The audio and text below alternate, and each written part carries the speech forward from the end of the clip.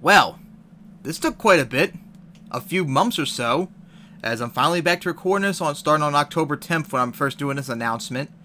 After a long wait, it's finally time for me to talk about the next episode of the History of MTWS. Last time out I talked about the 2010 season, and now it's time for me to finally talk about the 2011 season. I hope you got some popcorn ready for this story time because this one's a long one, especially the 2011 season opener, and what a crazy week that was. So here we go.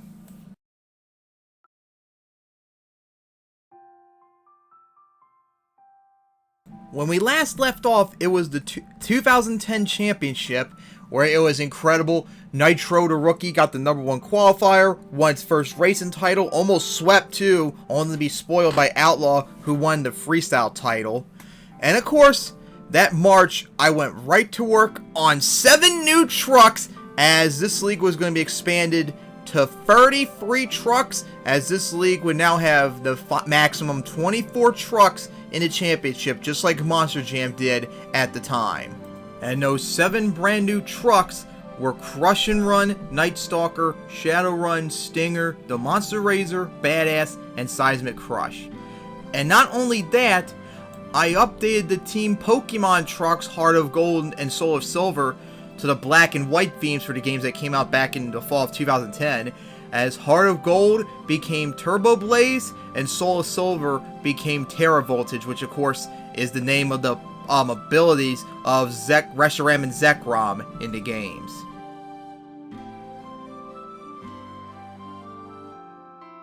Now, I mentioned this before in my computers video, the computers I used for MTWS, but I'm going to explain again. Of course, by this time, I did MTWS still on my original Dell, even with the problems I had back in 2010. However, in July 2011, I did the very first video of the test run freestyle where all the rookie trucks would go out and freestyle. And of course, this is the track I used when I made it, as it was the first one that was actually shown for YouTube. However, for some reason, I have no idea why, and I haven't checked this in years, but it's still the case from when I last checked. When I filmed on Fraps, the results were very choppy. If you see in the test run videos you see right here, the video was really choppy. This was not the case when I freestyled in the game, nor was it the case when I filmed. It was afterwards when I checked the video out. And no matter what, I couldn't fix it. And then I realized, oh fuck, I'm in very big trouble, as the season is only a month away and I have to get this fixed in time, or else this season's gonna be really screwed. Thankfully, I bet by the summer of 2011, I basically hoarded and took over my mother's Asus, so I quickly put MTM2 onto the Asus, and I had so many problems at first with it, because for some reason there were a lot of graphic glitches, and there were lots of errors with the track, because I already made the Orlando 2011 track, and there was just something wrong with it. I don't know why the computer just would not accept the game for some reason, even though it was able to install and everything with just no problem. I had no idea what was going on, and I couldn't think of any fix whatsoever, and then all of a sudden, it just started working. I have no idea why. It just started working. So much stress and bullshit, and it was finally able to work. But of course, I couldn't put tracks and Edit on the game because on the computer, because Windows 7 did not support them at the time. So all the track updates, all the truck updates, and everything still had to be made on the Dell. So like all the paints that got taken off during freestyle, I had to make them on the Dell and then transport them over to the Asus. So much work it was indeed. And thankfully, Fraps and all worked just fine on the Asus, and when I did test recordings, it was just perfect. It was back to normal like how it was. So for now on, for the rest of the 2011 season, I recorded only on the Asus.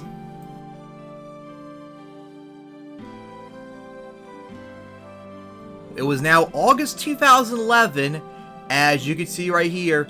Here was the track for Orlando 2011. And at the time, outside the championships, this was like my pretty bold, ambitious track I made. As at the time, this was up there as one of the longest worked tracks I did and one of the tougher ones. especially for one obstacle in particular. And that obstacle is this one right here. It is a semi-trailer, and it's embedded into the ramp, the center jump from World Finals 10, as I took out all the cars and then put the semi-trailer embedded into it. Now, I never told anyone this except myself, and I'm going to finally tell you all right here, right now. That semi-trailer was originally going to be set up for backflips. And if it happened, it would have been the first MTWS event with backflips. But it would not be until a year later, because if you all know, if you watch MTWS, backflips are not really the game's physics. Because the truck normally flips over, if immediately flips back over, so backflips are not really at all possible to do. Especially at the time, because I had no idea how I was going to do it. It would require a whole bunch of research and practice in order to get it to work right. As remember, this is when backflips started appearing in MTWS, MT monster trucks, like it did for World Finals 12 in real life just a few months earlier. So when I realized I could not get the backflip at all to work right, I said, fuck it, I'm going to make a simple semi-trailer where it's going to get a massive sky wheelie up and over like they do normally. But hey, just think of it. This obstacle right here would be the beginning of trying to implement backflips in MTWS, and if I was able to do it right, this could have been the first event to do it, but we would have had to wait another year before that happened. But aside that, the event happened with the 2011 season opener with a unique setup, as it was Vegas style racing combined with St. Louis. A very tough track it would be for MTWS. All the rookie trucks are here, including the defending champs and a whole bunch of other all-stars. But to the shock of everyone, the rookie, Crush and Run, would stun everyone by getting the #1 qualifier. Unbelievable. That was unexpected. And then even more unexpected is, it made it all the way to the finals, where it would have had to face the defending racing champion Nitro. Nitro, I bet, could not believe this moment. Here it is, just a rookie last year became the racing champion. Now it's got to go up against a rookie who surprised everyone by making it to the finals itself. This, of course, would be the first race in an arch rivalry in racing. As they raced off the first jump, Crush and Run actually beat Nitro at first, but there was still one more turn left they had to do. However, on the final turn, it was too much pressure for Nitro, who spun out off the side of the jump, got a 5-second penalty, and Nitro would win its first race as the racing champion. And freestyle would be a very interesting take, as this would be the first show where I would do a countdown clock. However, this version was really shitty, because I did not have Vegas Pro at the time. I had no way to add a clock in, so you're not going to believe what I'm about to say, but what I would do is, I would literally add a text file into the video and start off at 90 seconds, and then after a second add 89 seconds. I'm not kidding, it would literally take like a half an hour to put in the full clock if someone filled the entire run. I am not fucking kidding with you. And the video I worked on was so much bullshit, that I barely made the video in time. But in the end, freestyle would end with a tie, as Crazy and Outlaw got the win, and Nitro was the first one that night to go for the back of the semi-trailer. Just think, if I was able to do what I had in mind, that could have been the very first backflip, and that might have outright gotten Nitro the double down, possibly. But of course, that was the entire event. However, putting the video together was a bitch.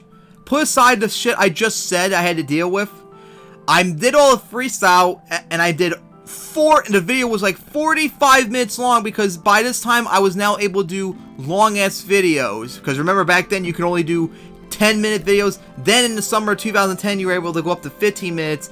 But then, by now you can upload as long of videos as you wanted to. However, I had a major problem.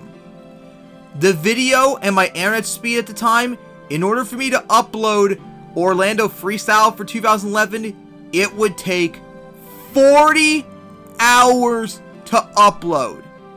That is 8 hours short of 2 straight days. And that was the problem at first, because I had no idea how am I going to do it. I would have had to leave the computer on So I decided, I know, since it's going to take almost a whole day, I'll do it very early first thing in the morning, then keep the computer on all night, and then it'll be done by the next night. That was the plan. However, there was a problem. As of course you know, when you keep a computer on for long enough and don't do anything, it'll go into standby mode. Which it did the night I went to bed, and when I woke up, it turns out, when it went into standby mode, it's not only stopped uploading the video, it basically canceled it completely. You couldn't do back in 2011 what you can do right now. If a video gets screwed up or you have to stop rendering it, you can come back and finish uploading it later on. No, you had to upload it that one time. And if it's fucked up, you have to restart all over from the beginning. So I had to restart all over again. And of course, the event already passed the 24th, and I need to get to work on the next show. So I was like, fuck, what am I going to do? And that's why I decided I'm going to have to take the pain. I'm going to have to torture myself. I'm going to have to stay up all night to make sure it does not go into standby mode and uploads. Now, I did this back on August 26th, I believe it was, when I first uploaded, and finally got published on around 11 p.m. on August 27th, which was a good timing too, because at the time, Hurricane Irene was coming up the East Coast. In fact, after making landfall in North Carolina, it was only a few miles away from actually making landfall in Maryland. It was literally just a few miles away from hitting Maryland. That's how close it was, as here's the picture of it when it made landfall in North Carolina, and I had to deal with that for basically an entire day. Irene came in, we started getting effects on the noon on the day I was uploading it, and we had to deal with it for an entire day basically. So I was going to be kept up all night pretty much anyway, because I'd be nervous and all the noise and crap from the rain, the wind.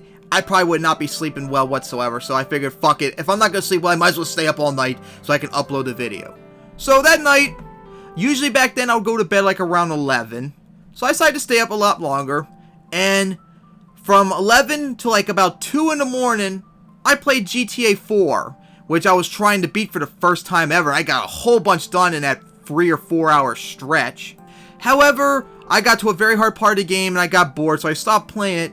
And for like the next hour, so I just searched up stuff online, maybe watched some videos, although I couldn't really play sound because I didn't want to wake my parents who were upstairs. And eventually, I just kept getting like really tired, being frustrated from hurting all over from no sleep, and having to deal with a fucking hurricane outside our house as the wind was blowing really hard at this point. I think this is when Hurricane Irene was the closest to Maryland at the time, so we were like getting the worst parts of Irene at the time. It was very frustrating. And then like around 4 in the morning, I went to our living room couch, and I decided I was reading up World War II and the V2 rocket program that Germany did during that time. It was like around 4 in the morning when I was reading this, and then all of a sudden, the monitor went black. I was like, oh fuck, oh no, don't tell me the computer died on me and I didn't know, or that went to standby mode. I have no idea what happened, so I quickly, like, spammed any key I could to get it back up. Thankfully, the monitor came back up on the Wikipedia article I was reading. I was like, oh, thank God, and I checked the video, it was okay. Then I looked at the clock, it said like 4:20 in the morning. I'm like, what? 4:20 in the morning? It was just 4 a.m. a second ago. I just looked at the clock. And then that's when I realized I fell asleep on the couch with my laptop dangling on the edge, which would have probably easily fell off, and I was holding my head up while I was reading too, so I fell asleep holding my head up for 20 minutes, and my arm hurt for an hour. Because remember, your head weighs about 10 pounds, so imagine holding your head up while you're sleeping for 20 minutes. God, that was painful. And that was a very frustrating day. Thankfully, Irene eventually left and made the day a lot better. Although I feel bad for everyone else that had to deal with the storm. So, the rest of the day, I couldn't really do much. Because I was like so worn out, I didn't feel like doing anything other than sleeping. But then finally, about 11:30 p.m. the next night, it finally was done. I then published it, and then went straight to bed. And that was how much bullshit I had to do to upload the event. Absolutely ridiculous.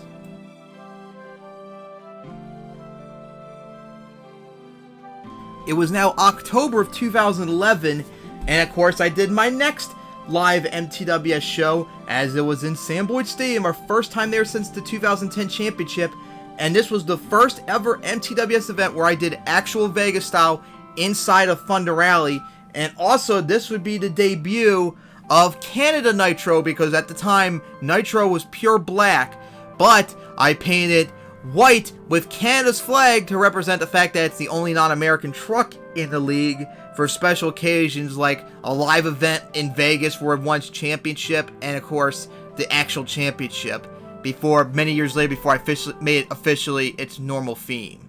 And Nitro would beat Shatter to continue its undefeated streak in Vegas, as it went up to 8-0, as it remains undefeated where it won its racing championship.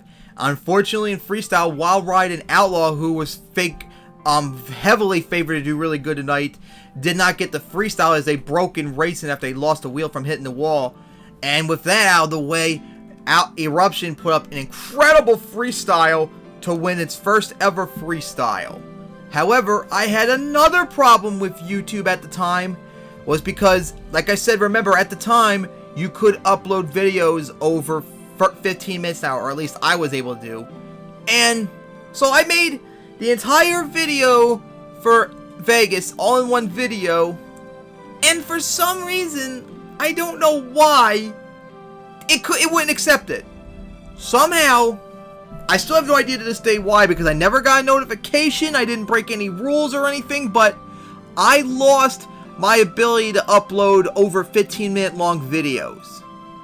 So I had to remake all of freestyle, split into 2 parts, and then upload it, and that's why it was posted on Halloween instead of October 30th, which is the original date.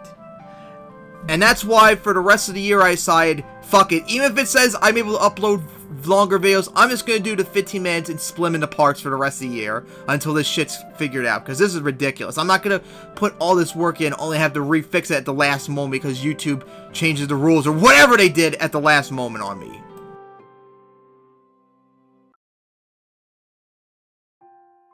It was now December 2011, as it was time for the season finale in Jacksonville, as it landed on Christmas Day. The first time that happened in MTWS. So to celebrate the occasion, I actually made a special Christmas-themed flag, which now looking back is so shitty. So shitty. But it was the best I could do at the time for everyone to wear out there on the track. And in the final race of the year, it would be Bling beating the Crush and Run in an upset to get a racing win, and followed by Power Forward winning freestyle in a tight one as well.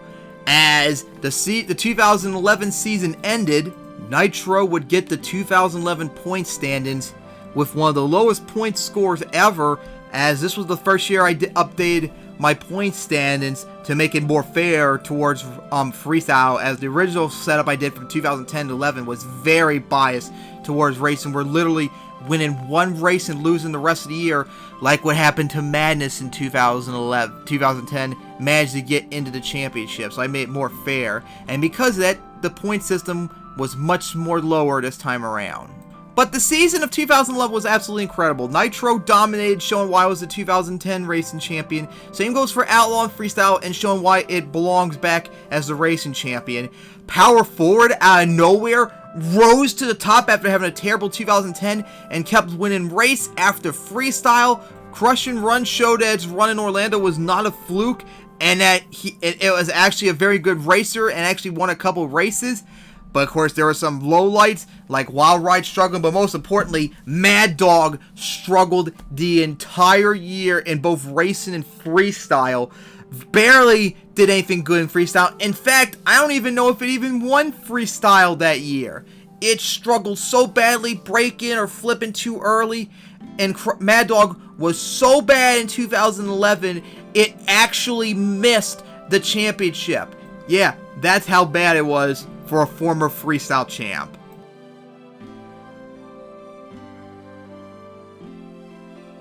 The day finally arrived, as it was the 2011 championship, this time in the Superdome in New Orleans. And at the time, this was the biggest field in MTWS history, 24 trucks, which tied, I believe, the biggest event ever in Monster Trucks, which was, of course, the World Finals at the time, which did 24 trucks as well. And for this event, I had to go all out, of course, for the championship, as at the time, this track took the most time and work to make. As you see, I put out a jammer right in front of the start line, a semi-trailer, the car ramp from World Finals 9, a fountain, which was the first time I did that in the championship, the center, race lanes. I brought back the semi-trailer that I used in Orlando 2011. Still couldn't get no backflip to work on, so I decided, fuck it, not to bother with that. And then got the double from St. Louis 2009, added van stacks right in the middle, and then added van stacks right in front of it too. So it was a triple, basically, if not, you could say maybe a quadruple, possibly. After all, the van stack, the double with a van stack right in the middle, that's 3 or 4 jumps if you want to maybe consider that, or just a triple on its own. But yeah, this track I put a lot of work into, and of course this was the first and only MTWS event, I believe, that, for a championship at least, that I actually had a parade going into the stadium before the show, for qualifying at least. Qualifying, of course, was done the day beforehand, and in the end, it would be Blood Rage getting the #1 qualifier, hoping to set itself up to win its first racing title with that brand new paint that debuted a few weeks into the 2011 season. Then the day finally came, February 4th, 2012, the 2011 MTWS Championship. The big highlights going into the night was, would Blood Rage win its first racing title? How would Crush and Run do as the rookie? How would Nitro do, who struggled in qualifying and had to defend his title all the way from round 1? The first highlight of the night would be Eliminator stunning everyone by not only shocking and upsetting Thunderbolt in round 1, but would upset Blood Rage in round 2 to make it all the way to the quarterfinals. Meanwhile, Outlaw, who struggled in qualifying too, would have to start in round 1 too, who eventually made it all the way to the quarterfinals, where it actually would beat Eliminator to make it to the semifinals. And then Nitro, who was the defending free racing champion, would beat Crazy in round 1, but would unfortunately lose to Power Forward in round 2. Ended its racing championship, and we knew we were going to have a new racing champion. Eventually, it was weeded down to the final 4 competitors for a championship, and that was, first up, Outlaw versus Power Forward. Outlaw actually won and beat Power Forward. However, Outlaw had a violent flip at the end of its run, so who knew what would happen? And then Impala would beat Flying Falcon in the other race. So the finals was set, Outlaw versus Impala, as Outlaw was looking forward to try and re-get its racing title. But Outlaw could not come back from the damage, as Power Forward would come back for its first racing championship go at it. So the finals was set, Power Forward versus Impala. And in a close race, Power Forward would edge out Impala to become the 2011 racing champion. What a comeback it would be for Power Forward after struggling so much in 2010. Not only did it make it back to the championship in 2011, had a great year, it got its first racing title. That was something. And with that out of the way, the biggest field went out on the toughest track of the series to try and get a freestyle title. And one by one, trucks came out, struggling and doing solid out there. Eventually, after a while, Eruption took the lead with a 26, but this track was pretty tough out there for these trucks. But eventually, a big change happened as Blood Rage came out after its disappointing results in racing, had incredible freestyle on the Superdome floor, put up a sick run, and eventually took the lead with a 29. Followed by Fireball, who came out right afterwards and put up an incredible run, and ended up getting a 29 as well, tying Blood Rage. 2 trucks later, Terror Voltage came out and put up a sick run too, and before you knew it, it tied with a 29. With just a few trucks remaining, we had a freeway tie for the lead for the championship. But that tie was not to last, as Turbo Blaze went out there and put up a great run and ended up taking the lead with a 30, just barely edging out that 29. There were only a few more trucks to go out there, however a couple struggled until Thunderbolt came out after its struggle and disappointment in racing and put up a sick freestyle full of momentum, including finishing by going for the triple, not clearing it, landed on top of the bus, nosedived it, and flipped over with a wild finish, ended up tying Turbo Blaze with a 30 as well. Just a few trucks remaining as we had a tie once again, and this time Power Forward went out there to try and get the double down, but would flip on second hit, only getting a 4. Then Canada Nitro came out once again for freestyle, as it went out, had a great run, but flipped too early, went for the center jump, got caught by the bus, a semi-trailer, and flipped over. Shatter went out there, but flipped too early, got a 30. Crazy went out, tried to do its best, but flipped too early, only got a 9. And then last up, who made out just in time, was the defended freestyle champion Outlaw, who had only its cab remain as it suffered that massive body damage in freestyle. Outlaw put up a great run, but flipped a little bit too early, going for the fountain, which had a box fan in it like World Finals 8. Huge sky wheelie off of it, but land on top of the side of it and just went over at the end. And Outlaw would only get a 29, meaning for the first time ever in MTWS history, we had a tie for the freestyle championship between Turbo Blaze and Thunderbolt. Now, of course, we had to do the tiebreakers, but unfortunately, I forgot because I was a fucking idiot to do 6 judges. I did fucking 4 of them.